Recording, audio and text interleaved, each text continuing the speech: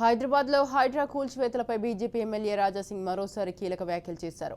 ఓవైసీ బ్రదర్స్కు చెందిన ఫాతిమా కళాశాలను ఎప్పుడు కూల్చుతారో చెప్పాలని నిలదీశారు. ఇక అక్రమ నిర్మాణమైన ఓవైసీ కాలేజ్ను కూల్చితే ముఖ్యమంత్రి రేవంత్ రెడ్డి హీరో అవుతారని అన్నారు.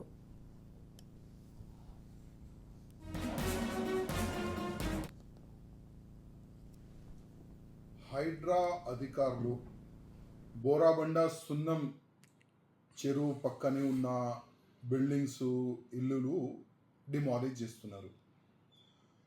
నేను హైడ్రా కమిషనర్ గారికి అదేవిధంగా తెలంగాణ ముఖ్యమంత్రి గారికి ఇంతకుముందు కూడా చెప్పిన, ఇవాళ కూడా చెప్తున్నా, ఈ ఫాతిమా ఓవైసీ కాలేజ్ని మీరు ఎప్పుడు డిమాలిష్ చేస్తారు?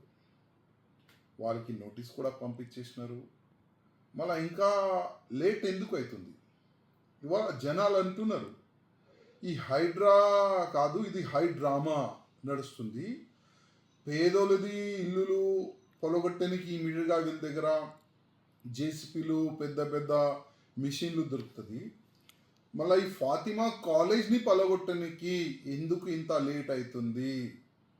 ఏదో కాంప్రమైజ్ అయిపోయిందా ముఖ్యమంత్రికి, ఎంఐఎంఓలకి?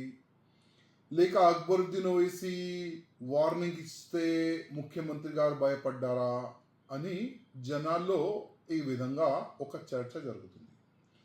నేను రేవంత్ రెడ్డి ముఖ్యమంత్రి గారికి ఒక్క మాట చెప్తున్నా, మీరు ఇంత పెద్ద ఎత్తున హైడ్రా ఒక కమిటీని మీరు యాక్టివ్ చేసినారు, దానికి ప్రత్యేకంగా ఒక కమిషనర్ అపాయింట్ చేసినారు, ఎక్కడెక్కడ చెరువులు కబ్జా అయింది దానికి మళ్ళీ ఒక్కసారి క్లీన్ చేయాలి, చెరువుల్ని కాపాడాలని మీరు డిసిషన్ తీసుకున్నారు.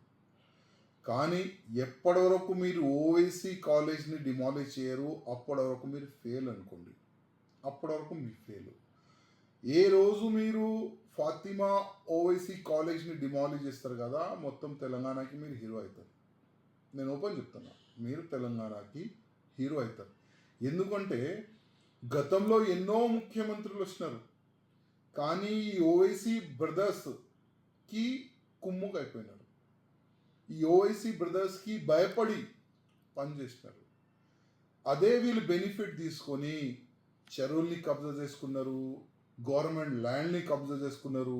చాలా వరకు వీళ్ళు ఎమ్మెల్యేస్ కానీ వీళ్ళు కార్పొరేటర్స్ కానీ ఒక టీం తయారు చేసి, ఒక మా భాషలో ల్యాండ్ జిహాద్ ఒక టీం తయారు చేసి వీళ్ళు ల్యాండ్ కబ్జా చేసుకున్నారు.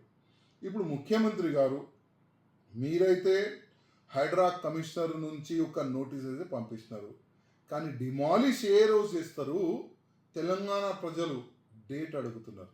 ఆ డేట్ చెప్పాలని నేను ముఖ్యమంత్రి గారికి కోరుతున్నాను.